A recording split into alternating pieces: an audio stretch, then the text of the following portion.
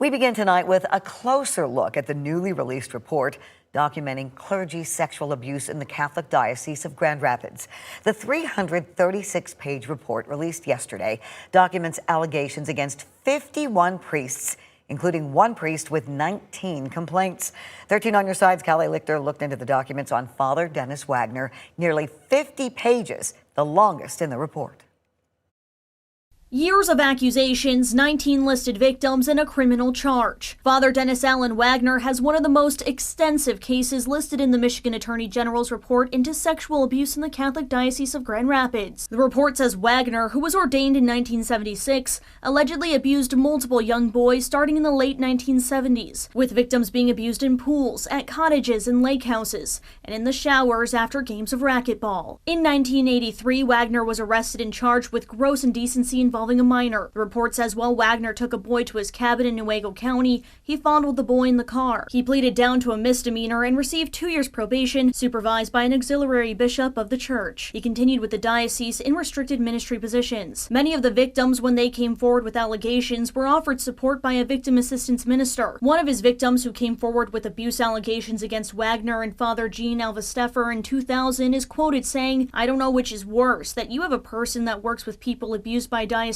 personnel, or that this happens so often that you actually have a name for it." Another victim in the report spoke to 13 on Your Side in May of 2002. Mark Bullerman wanted to achieve his ultimate dream. I wanted to be a priest and put out the word of God. But that dream turned into a nightmare when he was introduced to Wagner and he became his mentor. Well, I mean, he would grab me around my waist and put his hands right in my crotch area and, go kind of like up and down motion. In the interview and the report, it says the abuse happened at least a dozen times. Bullerman says he did not tell anyone until news came out of his 1983 arrest. Up to me and said, "Did this happen to you?"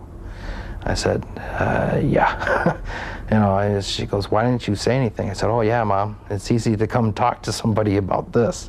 I thought something was wrong with me." Bullerman says after he met with high-ranking church officials, which is documented in the report, his issues with Wagner were dropped and buried. The abuse endured by Bullerman changed the trajectory of his life. "I don't think it was right. You ruined my dreams of what I wanted to become." While at the time of the story airing, the diocese denied meeting with the Bullermans in 1983, and the report says Wagner denied it, and an official was, quote, inclined to believe him since he had accepted responsibility for other allegations. Wagner remained with the diocese for 19 years in restricted ministry positions after his 1983 arrest. He was then removed from all duties the same day 13 on Your Side story with Bullerman aired, and was removed from the priesthood in 2004.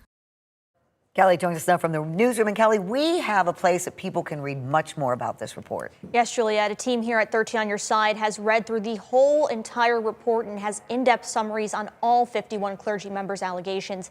They can be found completed on our website, 13onyourside.com, right now. If you have information you think would help the State Attorney General's investigation, you can call the hotline number on your screen, 844-324-3374. Anonymous tips can also be submitted at mi.gov/CI. We do have this information on our website as well, 13onyourside.com.